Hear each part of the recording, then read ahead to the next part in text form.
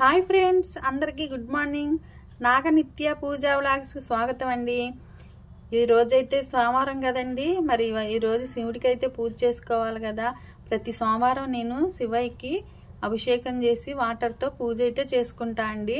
ముందుగా అయితే పొద్దున్నే లేసేసి బయట తుడిసి ముగ్గేసుకున్నా, అట్లాగే తులసికోట దగ్గర ఇక రొటీనే కదండి పై దగ్గర. ఈ లోపు ముందు పిల్లలకైతే లంచ్ బాక్స్ రెడీ చేసినాక మనం ప్రశాంతంగా పూజ చేసుకోవచ్చు అని చెప్పేసి నేనైతే ముందు లంచ్ ప్రిపేర్ చేస్తున్నాను అనమాట. అన్నం అయితే వండేసానండి, ఉడికింది. ఇక పిల్లలకి లంచ్లోకి అయితే దోసకాయ టమాటా వేసి వండుదామని చెప్పేసి కట్ చేస్తున్నాను అనమాట. మనకి వాళ్ళది అయిపోతే మనం పూజ అనేది ప్రశాంతంగా చేసుకోవచ్చు అని చెప్పేసి ముందు వంట అయితే చేస్తున్నానండి. కూరకి అన్నీ కట్ చేసి పెట్టుకుంటున్నాను అనమాట.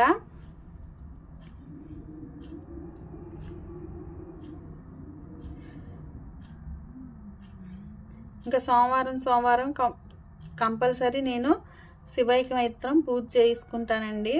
నేను సోమవారం నాన్ వెజ్ కూడా తినను అనమాట. ఒక పూటే భోంచేస్తాను. కార్తీక మాసం మాత్రం నాకు ఇష్టమైన మాసం ఏది అంటే కార్తీక మాసం అండి. కార్తీక మాసం మాత్రం శివయ్యకి చాలా బాగా పూజ చేసుకుంటా అనమాట. ఆ 30 రోజులు సోమవారాలు బాగా పూజ చేస్తానండి.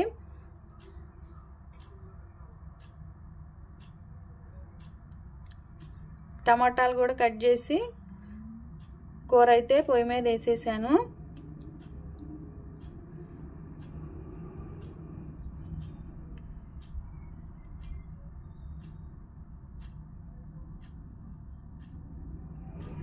అంతే కదండి, ముందు ఆ పిల్లల్ని పంపించేస్తే మనం ఇంట్లో పని తర్వాత నిదానంగా అయినా చేసుకోవచ్చు కదా. అందుకని చెప్పేసి కానీ ఫస్ట్ స్నానం అయితే చేసి మొత్తం అంతా రెడీ చేసేసుకుని పూజకు కూడా సిద్ధం అయిపోయి ఈ వంట అయితే కానిస్తున్నాను అనమాట.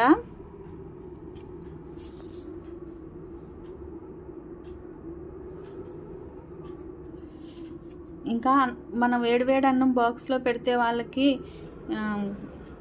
మధ్యాహ్నానికి స్మెల్ వస్తుంది కదండి. అందుకని చెప్పి నేను ఫస్ట్ ప్లేట్లో ఆరబెడతానండి. అన్నం మొత్తం చక్కగా చల్లారిపోయినాక మళ్ళీ బాక్స్లో పెడతాను అనమాట. అందుకని అన్నం అయితే ఆరబెట్టేశాను. ఈలోపు వాళ్ళకి మరి లంచ్ చేసినప్పుడు మళ్ళీ టిఫిన్ కూడా చేయాలి కదా. ఇడ్లీ కూడా పొయ్యి మీద వేస్తే ఒక పక్క కూర ఒక పక్క ఇడ్లీ రెడీ అయిపోతుంది కదండి మనకి అక్కడ పూజ దగ్గర. అప్పుడు ఈ రెండు ఉడికేలోపు మనం పూజ దగ్గరికి వెళ్ళిపోదామని చెప్పేసి పూజకి సామాగ్రి అంతా రెడీ చేసుకుని ఒత్తులు వేసుకుని పువ్వులతో దేవుళ్ళన్నీ అలంకరించుకుని రెడీ అయితే చేసుకున్నాను అనమాట.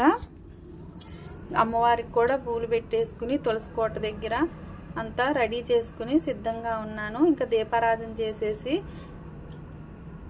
దీపాలు తీసుకెళ్ళి సోమవారి దగ్గర పెట్టేద్దామని చెప్పేసి పెట్టేశానండి. అట్లాగే శివయ్యకి నీళ్ళతో అభిషేకం మీరు ఎంతో చేసినా చేయపోయినా పర్వాలేదండి. శివయ్య బోలా శంకరుడు అనమాట. మనం వాటర్తోనే నీళ్ళతో అభిషేకం చేసినా స్వామి పొంగిపోతాడంట. పంచామృతాలే అవసరం లేదు, మనకి ఏది అవసరం లేదండి. వాటర్తో అభిషేకం చేసి రొటీన్గా సోమవారాలు ఆయనకి గంధం రాసి బొట్లు పెట్టుకుని ఈబూది పెట్టి బొట్టు పెడితే ఇంకా మంచిది. గంధం రాసి బొట్లు పెట్టుకుని సోమవారికి అట్లాగే 2 రుద్రాక్షలు మాల వేసుకుంటానండి. 3 రకాల పువ్వులు పెట్టాలి. ఎప్పుడైనా శివుడికి 3 రకాల పువ్వులు వేరు 3 రకాలు పెట్టాలండి. 3 కన్నులు గలవాడు కాబట్టి 3 రకాల పువ్వులు పెట్టాలి. అట్లాగే శివస్తోత్రం చేసుకుంటాను. ప్రతి సోమవారం శివస్తోత్రం చేసుకుని సువర్ణ గన్నేరు పువ్వులతో దేవుడికి శివస్తోత్రం చేసుకుంటున్నాను అన్నమాట.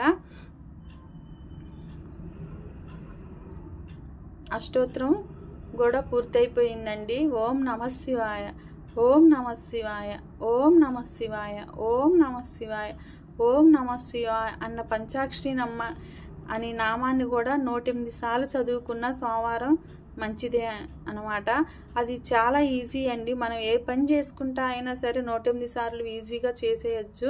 ఇటు అమ్మవారిని కూడా అయ్యగారికి చేసినప్పుడు అమ్మగారికి కూడా చేయాలి కదా. అందుకని అమ్మవారికి కూడా చేసుకున్నాను అనమాట.